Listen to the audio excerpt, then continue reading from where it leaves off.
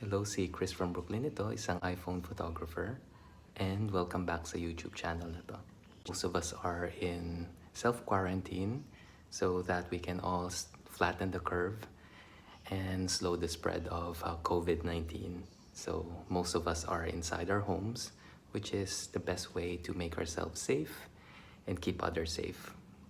So anyway, it's gonna be a short episode. I just wanted to discuss quickly if the quarantine is the best time to work on the things that we never had the time to work on, like our dreams, our goals, writing on our journals, what else? And one thing that's relevant to me and to a lot of people who take so many photos with their phones, which is probably all of us, is to back up our phones, back up our pictures. I swear at some point your phone will complain that you have too many photos and you'll end up with a problem of rushing and cramming in the end that you need to delete photos and videos. So the best way to do that is to create an online storage strategy. So you have like several options like OneDrive, the iCloud for iPhone users, OneDrive owned by Microsoft, Flickr now owned by SmugMug, and let's see what else. Oh, Google Drive. I'm a user of Flickr and OneDrive. I only have the time to discuss one, and I'm gonna discuss the one that I use the most. The other ones you need to figure out on your own. There are many resources online to do it, but my main suggestion is maybe this is the best time under quarantine to really sit down and back up your files. I swear it's not gonna be difficult.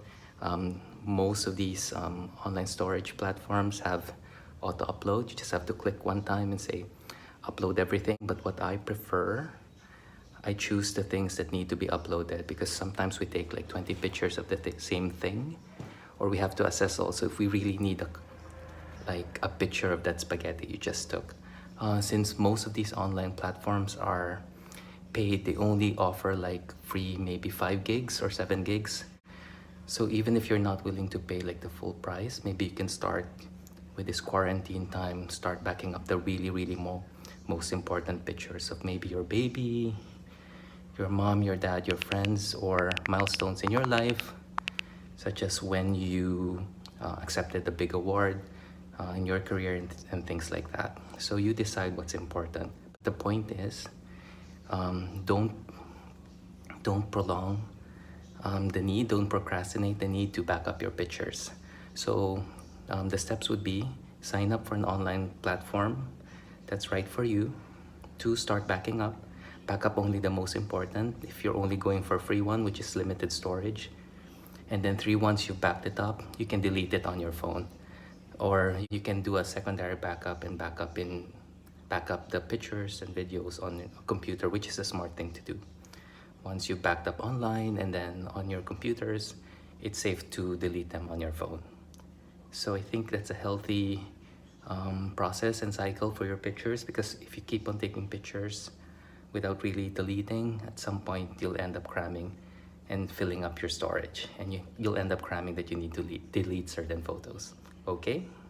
If you like this tip and you'd like to learn more iPhone photography tips or general tips about mobile phone photography, click on the subscribe button and click on the bell icon beside it so you can be alerted whenever I have a new video up. And if you have friends who are into iPhone photography and mobile phone photography in general, share this video and share this channel. It's our quick episode for now. Here's wishing all of you under quarantine to be safe, and wishing you good health, safety, and all the best. Thank you.